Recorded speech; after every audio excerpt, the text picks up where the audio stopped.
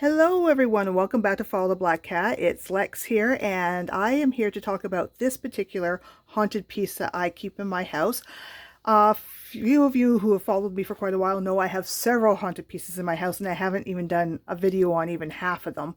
But in this particular case, because I'm packing away stuff from Christmas, I collect nativity sets. Most people know I collect nativity sets. I would not consider myself religious or Christian even.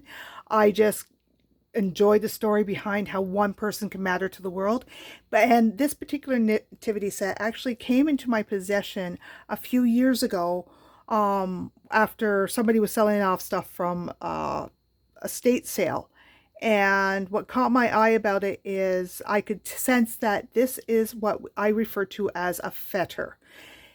A fetter is something you create while you're alive that you have such a deep love and appreciation for, that when you've passed on to the other side, it doesn't matter if you're going to the heavens, the hells, the limbos, or whatnot, it can give you kind of a little portal or access to walk in depending on where you're coming from too. Like if you're coming from the light realms, the dark realms, or the neutral realms, it kind of depends on that. Now this one, the lady is definitely in a light realm. Her name was Beatrice, is what she's told me over the years, and she loves the color yellow, which kind of explains probably why she enjoyed this set in some ways a lot, because if you take a look, a lot of the figures are very yellow. Now some of that could be from the plastic. They are plastic. There are no real markings as to age. I did not get a box. It came with this particular manger setup. So I don't know if it's the original manger that came with this or not. Through some of the vintage sites I've seen it, and they would say it's around the 1960s for this particular piece. I've gone over pretty much every piece type of idea to try and find some significant markings or whatnot.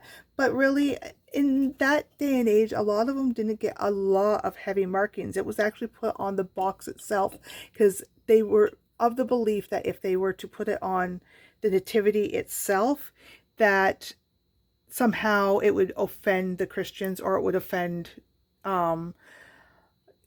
Yeshua or Jehovah, or as you may better know them as Christ and God, and this sort of idea. As you see, they almost got the wise men correct. they have Balthazar back here. He is his proper skin tone and color, but the one who's supposed to be Gaspar should be from the Orient, and well, yeah, these two are neither one are Oriental at all. So you can see that. I would also say with Joseph being more blonde than dark, and say with Mary, and of course the baby himself, not really from the Middle East, but that's okay. We're not here to talk about that. We're here to talk about like what happens with this particular fetter.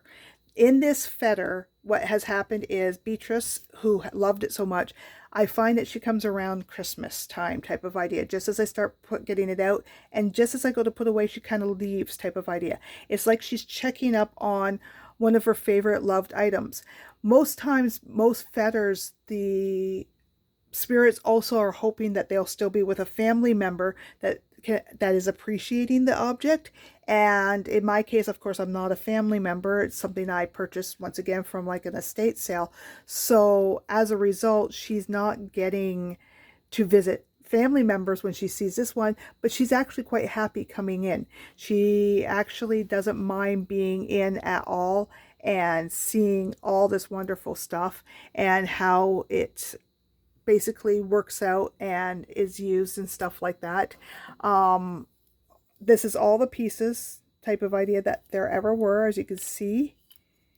And when you kind of get near the object, you kind of almost feel a gratitude at certain times of year. And that certain time of year, of course, being at Christmas time. Now, I find that because sorry, I'm trying to balance the camera here and I'm doing horribly. I'm not right-handed, I'm left-handed. I'm using my left hand to talk here.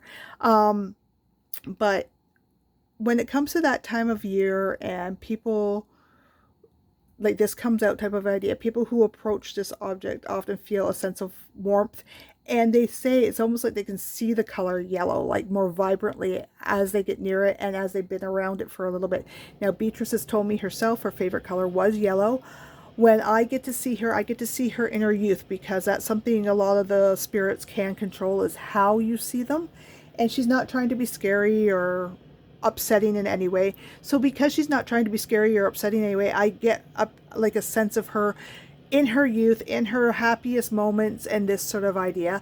I haven't asked her too many questions because really she's here for the holiday. She's not really here to be, I guess, it, inquisitioned. I'm not really sure how to put that. She's just here to be here, and she likes where this piece has ended up, though it does make her a little sad that her family didn't keep it. Now, I did talk to the family members when I was purchasing this, and they said that none of them felt that they would display it with any real sincerity type of idea. It would just be kind of shoved over there and nothing more. So how does this get viewed by others? Well, sometimes people will contact me, especially around Christmas, to come see all the nativity sets and stuff like that. So that's how some people get to view it. I am hoping to actually open a business in a couple of years. Funding is a big thing, so maybe if you hit like and subscribe on this could really help me with the funding for that. To where I have like a little store or a shop, or even with like a little museum piece where I can display some of my haunted objects and have people actually come in and see them. Now, I do have a couple very nasty ones too that I haven't done videos on yet, because I'm a little iffy about putting up videos about that because of some of the terminology I have to use. I try and keep these videos where I'm not using too much. Like Beatrice, for example, if you try and call for Beatrice type of idea, you can get anybody. So don't call for a Beatrice, because whoever is going to answer, think of it more from the dark realm will answer, because you know what? Somebody's calling for this. I'm going to go, and because your intentions aren't true and you're not sincere and you're not with this object.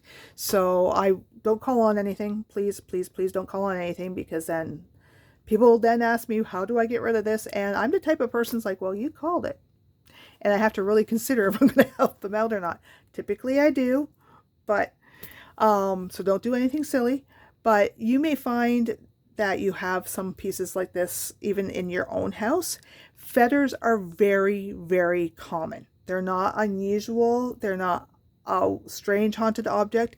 And the people who sense them will kind of like, you know what, I really like this. I don't know why I really like this. This is not normally something I would love, but I really like this. And if you're psychically inclined, you're going to be even more like that.